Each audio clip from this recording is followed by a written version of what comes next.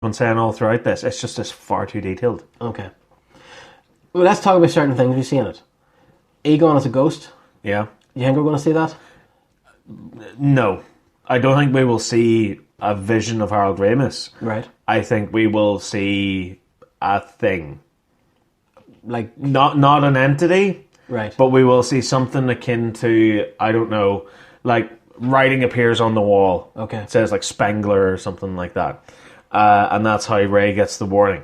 I don't think we will see Egon as a ghost. Right. So you don't think there's going to be a CGI Egon? No, I don't think there'll be a CGI Egon. Okay. If there is, it would be incredibly disrespectful, I think. Yeah, it's one of those things. How do you make it? It'll be one of those things where it's his essence. It's his spirit. Yeah. It's not him. It's not a ghost. It's not a monster. Like at the end of episode 3 when Yoda was just like, I've been talking to Qui-Gon. Yeah. Oh? It'll be like that. Yeah. Okay.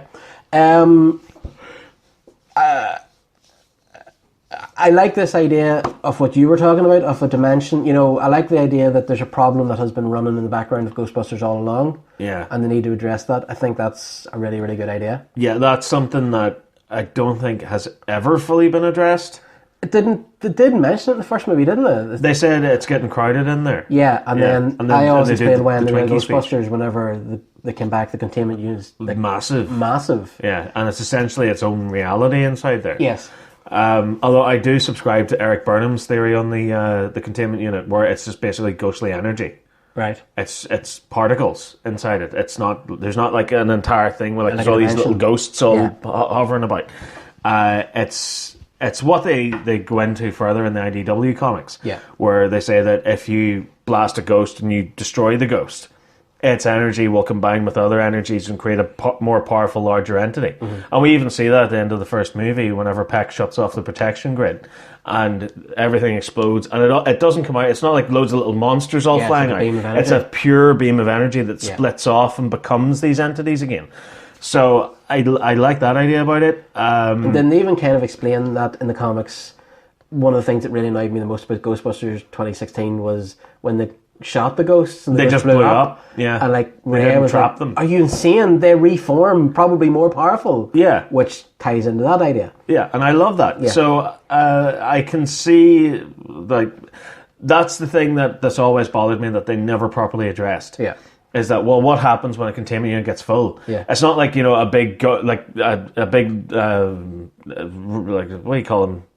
Like dustbin lorry. Mm-hmm. Like a what do you call it? Trash truck? Yeah. Whatever the hell do you call them in America? Like one of those comes up painted like the Ecto-1 and they empty out the containment unit and they take it off to a ghost landfill somewhere full of ghosts. Yeah. Yeah. Like they don't do that. So I'm guessing like that's something that they'd have to address, and the easiest solution to that is open a portal to the ghost dimension, shove them all through it.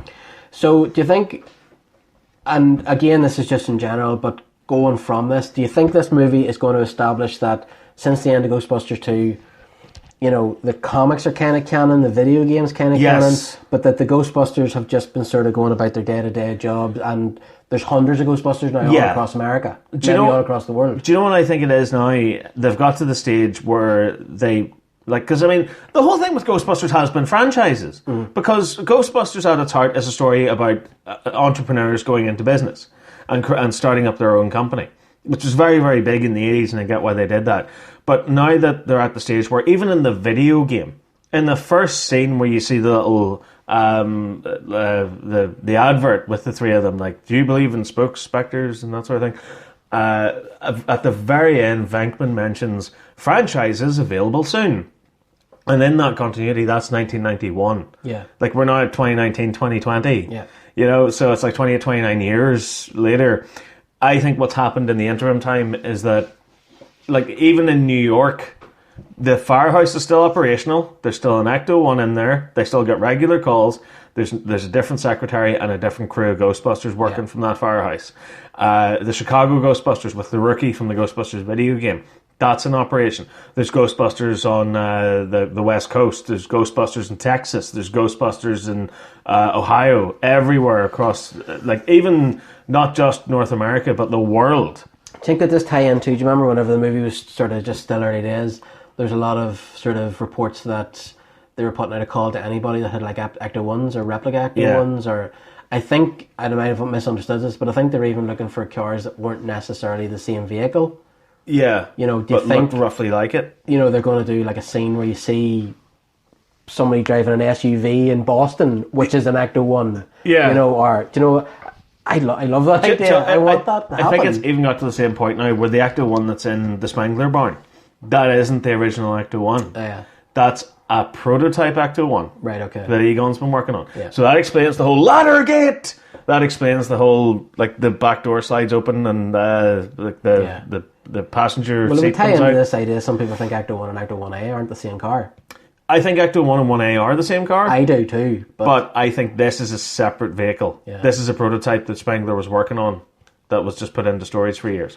I think the original Ecto 1, the 1A, the 1B, whatever you want to call it now, is still in operation in the firehouse. Why did Paul Feig not go down this road? Why did he not just... No, but I know we've had this conversation, but it frustrates the hell out of me. Why did he not just say, this is a franchise of the Ghostbusters? Yeah. He filmed in Boston, set it in Boston. Yeah. These are different Ghostbusters. Well, honestly, man, like you're talking to a brick wall at that point. Because, I mean, like, we've asked him about it. He's given us his reasons. And this, we're not saying anything bad against Paul Feig because we No. actually find him to be a really, really nice guy. It's just that the movie that he made was Compromised. subpar. It was. Also, the franchise idea probably makes sense because it means that they can make a million Ghostbusters TV shows, movies, animated series with different casts and different characters, different locations. This is what they wanted in 2016. Yeah. They wanted a big Ghostbusters franchise, a big Ghostbusters universe. And the idea was what? To reboot it? I know. Like they'd been handed Who it. had that idea? As you said, in the first movie, and it's, you know, the franchise rights alone Will make us rich beyond our wildest dreams. It Yeah. set it up right from the get-go Yeah. that you don't need to have these four actors to make the But Ghostbusters. as long as you don't forget the rule of where they came from. It's supposed to be about setting up a business. Yeah. It's supposed to be a workplace comedy. The fact that they bust ghosts is completely superfluous to the main beat of the story. Remember The Office, the writers from The Office? Like, you could have done a series like The Office. Yeah, it was like with Ghostbusters. Stupinsky or something like Yeah. that. They had written it. Yeah, because Harold Ramis, before he passed, like, he was talking about them working on it. And that's as far back as whenever the video game came out. That's 2009, 2008. It just seems like such a missed opportunity. But whether or not this turns out to be true, I think there's a lot of stuff in this that we will see. Yeah. I have no question. Paul Rudd was asked recently about whether or not he puts on the Ghostbusters gear. Yeah. And he said, I'm not going to tell you anything about what I'm strapping on. You'll have to wait and find out. I swear to God, I'll eat my cap if he's not a Ghostbuster. Yeah. Or at some point at least puts on a proton pack. I know you'll have to. I think him and, what do you call it? Is it Carol Coon? What do you call her? Carrie Coon. Carrie Coon. I think her and Paul Rudd are going to sort of get together. Do you know what I think they'll be? They'll be the reverse Peter and Dana. Yeah. Yeah. Where, like, she's obsessed with him, Yeah. he doesn't want anything to do with her. Yeah. But then eventually they fall for each other. Yeah. Yes. And please, for the love of God, Sigourney Weaver in a proton pack. For the love of, Even just for a minute. for the love of Christ. Yeah. Like at the end, something happens and she has to strap on a pack just to help. Yeah. Please. Because, I mean, we've been waiting for this now since 84. Yeah. But yeah, I think there's a lot of nuggets in here that make sense, and whether or not this turns out to be true, I do love some of these ideas. And as I say, if me and you had been asked to write a Ghostbusters movie, I think this is the really one. A large majority of what's in this is what I would have went with. And the thing about it is too, you know. So, I mean, sorry to butt in your opinion there, but I wrote a script for Ghostbusters 3 in 2007, which featured an old Aztec man style pyramid rising up from the middle of Central Park. It turns out that was the second connecting pillar to the Shandor building. Okay. And they were supposed to connect together and create a huge portal. So, you know, like, everyone at some point has consciously or subconsciously written their own sequel. What they want to see, what they want to do. And this seems to combine just little nuggets and chunks of what everyone has wanted to see. Yep. And, I mean, this even goes as far as fan films. I think what we talked about earlier with The Force Awakens, they're going to have to do it with Ghostbusters. I think this movie is going to have to tap in to a lot of what we want to see. Yeah. And then from there, give us new ideas and new stories. But I think this is going to be very much fan service, and I am all in for that. Definitely. I just want to smile through this movie. And I'll tell you something else too. To me, at the minute, the core Ghostbusters are going to be the two kids Carrie Coon and Paul Rudd. Yeah. And that's 2 girls and 2 guys. How it should have been the whole way. Yeah. This isn't sexism. Nobody's shouting about Carrie Coon being a Ghostbuster if she turns out to be a Ghostbuster. Yeah. Nobody will. No, they won't. Maybe a couple of basement-dwelling assholes somewhere might have a problem. Yeah, with but they're irrelevant. I mean, like, for the most part, it's about giving us a good script and good characters. And we were robbed of that with the 2016 movie. We were. And as a result, everyone decided to put us all on the sexist bandwagon. You're sexist if you don't like this. Yeah. Why? Because I have an opinion on a goddamn movie? Are you high? On reflection to that, if in this movie, just say for argument's sake, they set up that there was, do the way in the Ghostbusters comics and Burnham's comics, they have like Kylie in it, but it's not the same Kylie from Extreme Ghostbusters. Yeah. If Holtzman was in this movie as a different version of Holtzman. Oh shit, the bed, yeah. Yeah, please. I'll take that with bells on. As much as I have issue with the original Ghostbusters, I absolutely loved Holtzman. Yeah. I loved Holtzman, and I thought she was absolutely Egon Spengler's daughter. Like. Yeah. You know, I was convinced of that before the movie opened. But, yeah, so it all boils down to, it's not about racism or sexism or any of that sort of shit at all. It's about tell us a good story and give us the characters that we really like. Do you know what we want in this day and age more than anything else? We want value for our money. Yeah. Because we're the ones that pay the money to get our tickets, to get our popcorn, to sit and be entertained. Buy our hot toys. Yeah. This movie's going to cost me a fortune, by the way. I think I was talking about this last night whenever I was doing the video game live stream. If they release an Ecto 1 that has, with door popping out action, I'm going to be first in line for that. I don't care what. If this...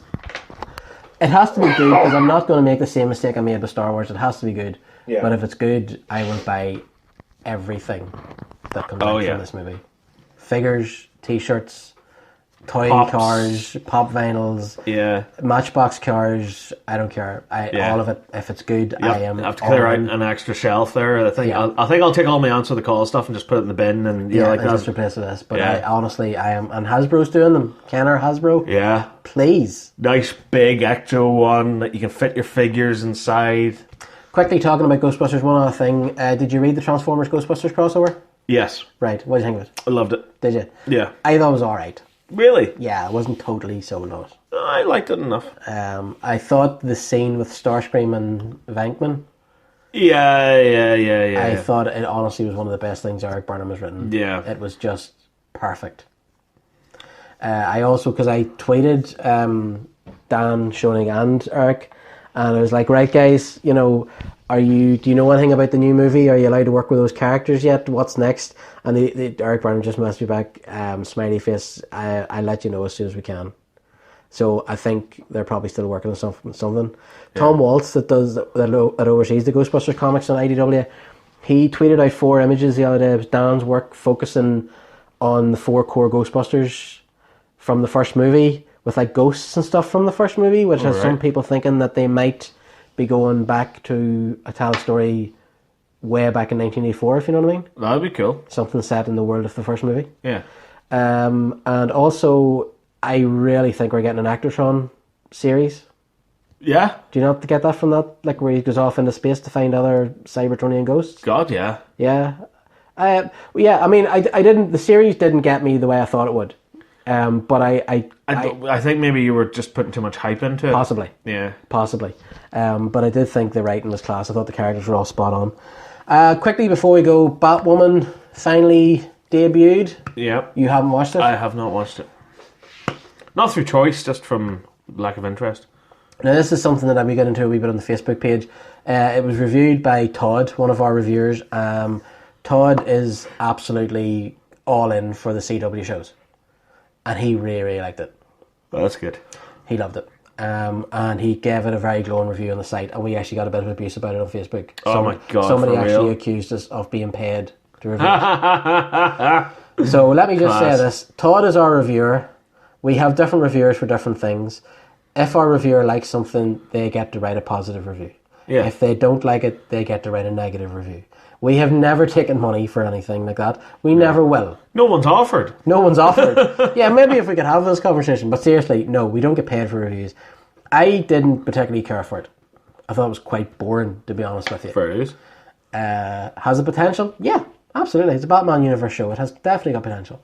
But yeah, it just didn't get me. Like,